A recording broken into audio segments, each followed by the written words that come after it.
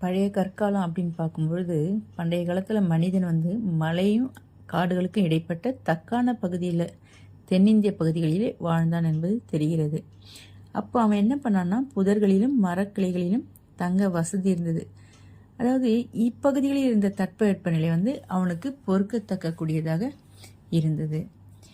பண்டைய மனிதனுடைய எலும்புக்கூடுகள், அவனுடைய பல்லு, அவன் வேட்டையாடுவதற்காக கிழித்த அந்த விலங்குகளை கிழிக்கத்தக்க கருவிகள் கொண்டு பார்க்கும்பொழுது அவன் இறைச்சி உண்ணாதவனாகத்தான் தெரிகிறது.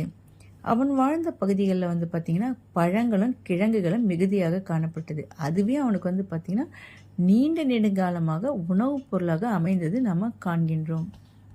பழைய கற்காலம் அப்படின்னு சொல்லி பார்த்தோன்னா பதப்படுத்தாத கருவிகளை பழைய மனிதன் பயன்படுத்திய காலம்தான் நம்ம பழைய கற்காலம்னு சொல்லிட்டு சொல்கின்றோம்.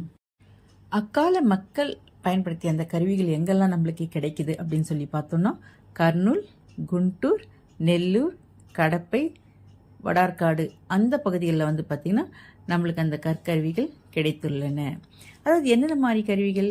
ஈட்டிகள், குழி தோன்ற கருவிகள், வட்டமான கற்கள், பல வகையான கோடாரிகள், கூரிய முனைகளை கொண்ட வட்ட கற்கள், ஒரு பக்கம் மட்டும் கூர்மை பொருந்தி முட்டை வடிவில் அமைந்த கருவிகள், அதாவது நிலத்திலிருந்து கிழங்குகளை முதலியவற்றை அந்த பெயர் தெடுக்கக்கூடிய கருவிகள், இந்த மாதிரி பல வகையான கற்கருவிகள் கண்டெடுக்கப்பட்டுள்ளன. இக்கருவிகள் செய்யத்தக்க கற்கள் பார்த்திங்கன்னா ஸ்ரீபெருமாத்தூர் மலை, நல்லமலை, நகரிமலை, கடப்பை, கர்னூல் மாவட்டங்களில் இந்த மலைகளில் பார்த்திங்கன்னா இந்த கற்கள் கிடைத்துள்ளன.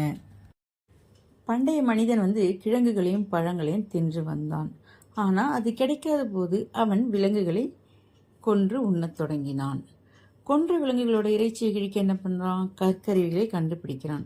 அதற்கு கற்கோடாரிகளும் ஈட்டிகளும் வட்ட கற்களும் விலங்குகளை வேட்டையாடவும் கொடிய விலங்குகளை கொல்லவும் பயன்பட்டிருத்தல் வேண்டும். பண்டைய மனிதன் 2 மரத்துண்டுகளை கொண்டு நெருப்பை உண்டாக்கலாம் என்பதை அறிந்தான். ஒரு மரக்கட்டையில் கற்கொறிகளை கொண்டு சிறிய பள்ளத்தை உண்டாக்கி அந்த பள்ளத்தில் குச்சியை விட்டு கடைந்து தீயை உண்டாக்கினான்.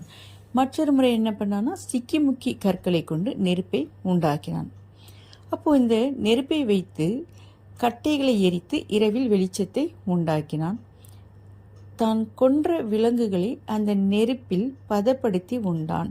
அப்போ அவன் என்ன தெரியுது அவனுக்கு அப்படின்னு பார்க்கும்பொழுது பண்டைய இறைச்சியை விட ஆடப்படுத்தப்பட்ட இறைச்சி எளிதில் உண்ணத்தக்கதாக அவன் வேட்டையாட அறிந்த பிறகு விலங்குகளோட தோள்களை ஆடையாக உடுத்தினான். இலை கொத்துகளை மாலை போல கட்டி இடையில் கட்டி வந்தான். மரப்பட்டையையும் ஆடையாக உடுத்தி வந்தான். பண்டைய மனிதர்கள் நாடோடி வாழ்க்கையை வாழ்ந்தனர். அந்த பழைய கற்கால மனிதர்கள் வாழ்ந்த இடத்தில் கற்கருவிகள் தான் இருக்கின்றனவே தவிர்த்து மண்பாண்டங்கள் காணப்படவில்லை. எனவே அவர்கள் ஓரிடத்தில் நிலையான வாழ்க்கையை வாழவில்லை என்பதை நாம் அறிகின்றோம். தங்களுக்கு தேவையான கருவிகள் செய்யத்தக்க பாறைகள் எங்கெல்லாம் கிடைக்கின்றதோ அந்த இடங்களில் தங்கி வாழ்ந்தனர். உலகெங்கும் இருந்த இந்த மக்கள் நிலையான வாழ்க்கை எங்கும் வாழ்ந்ததில்லை. முதலில் தனித்தனியாக வாழ்ந்த இவர்கள் விலங்குகளிடமிருந்து தங்களை காத்து கொள்ள ஒன்று சேர்ந்து வாழ்ந்தனர். இந்த மக்கள் நாடோடிகளாக இருந்தமையால் இறந்தவரை விலங்குகளும் பறவைகளும் தின்னும்படி விட்டு சென்றனர். முதலில் மனிதன் பேச அறியாதவனாக இருந்தான். பின்பு விலங்குகள் ஓசையிடுதலையும் பறவைகளின் ஓசையிடுதலையும் கண்டு அவற்றைப் போல ஒளி எழுப்பினான். தான் விரும்பிய பொருள்களை காட்டி தன் கருத்தை சைகையால் அறிவித்தான். அந்த பொருள் கிடைக்காத பொழுது அவற்றின் உருவங்களை எழுதி காட்டி தன்னுடைய கருத்தை தெரிவித்தான். இங்கனம் பலவாறு முயன்று இறுதியில் தன் கருத்தை தெரிவிக்கும் சொற்களை கண்டறிந்தான்.